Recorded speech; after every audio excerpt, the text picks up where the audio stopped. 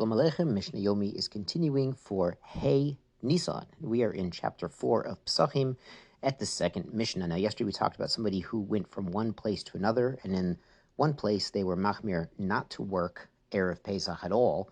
Another place they did do work, but only up to midday, or vice versa, and that we put the stringencies of both places on the person. Now, in Mishnah base, Sekiyotzibo, similar to that situation, Hamolich Peirot Sheviit, someone who brings produce, that is, seventh year produce, sabbatical year produce.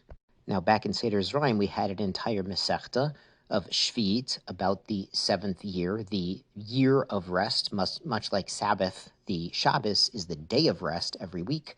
Every 7 years, there is a year of rest for the land where we don't do agricultural work, but we eat what's available, what's growing by itself out in the field.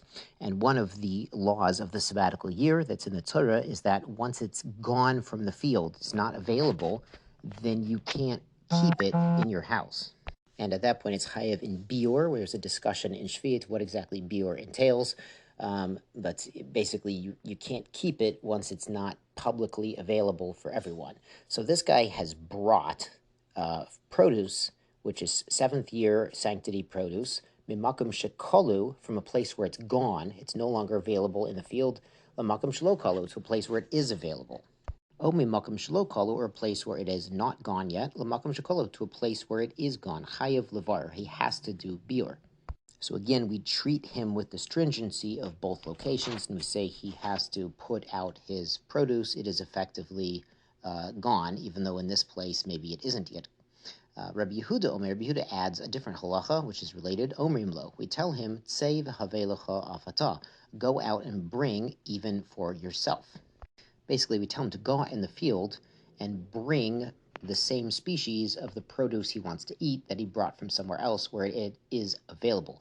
Now, what Rabbi Yehuda is really talking about, the Mefarshim say, is a case we learned in Sheviit where we had different species of vegetables pickled in the same barrel. So you can imagine, for example, there were cucumbers, tomatoes, and olives and onions all pickled in the same barrel, and they're all Sheviit. Now, at certain times, some of those crops might be available in the field, and some of them might already be no longer available. So there's a machlokit, there's a disagreement amongst our sages in Sheviit if we have to be stringent and say, well, if one of these species that's in the pickle barrel together with the others is not available, then you can't eat the entire mixture. Or the most lenient opinion is if any of the species are available, you could still eat it.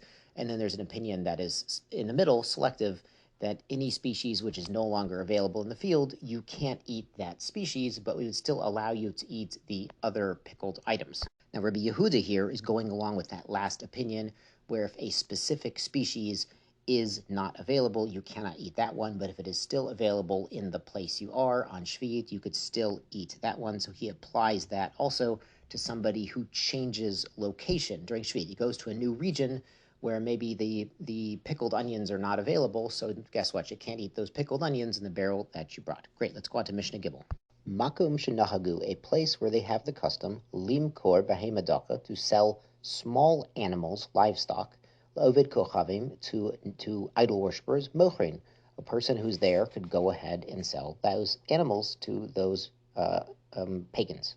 Makam Shalo Nagulim Kor, a place where they do not sell it to them, Ein Mochrin, you do not sell small animals to the pagans. Ubachol Makom, and in every place, Ein Mochrin Lahem Behemagasa, we do not sell the pagans large animals.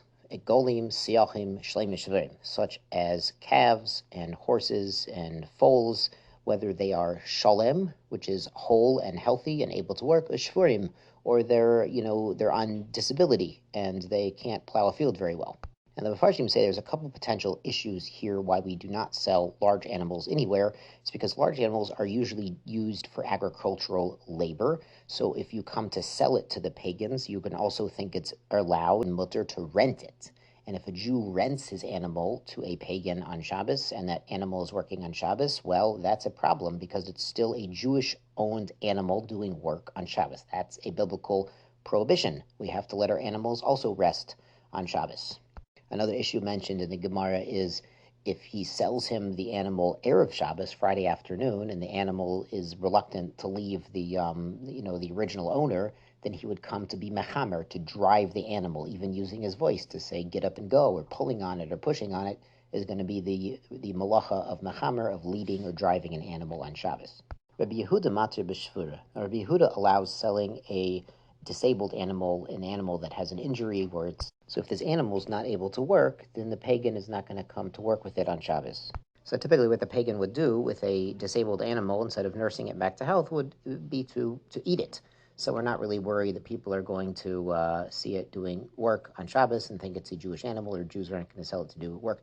Ben Betera matir basus. Now, Ben Betera allows selling a horse, even though Tanna Kama did not allow it, because back then, interestingly, horses were not usually used for labor. They were used for transportation. People who were of means would ride a horse, but they wouldn't waste their horse plowing because oxen are much better suited for that, or donkeys or the like.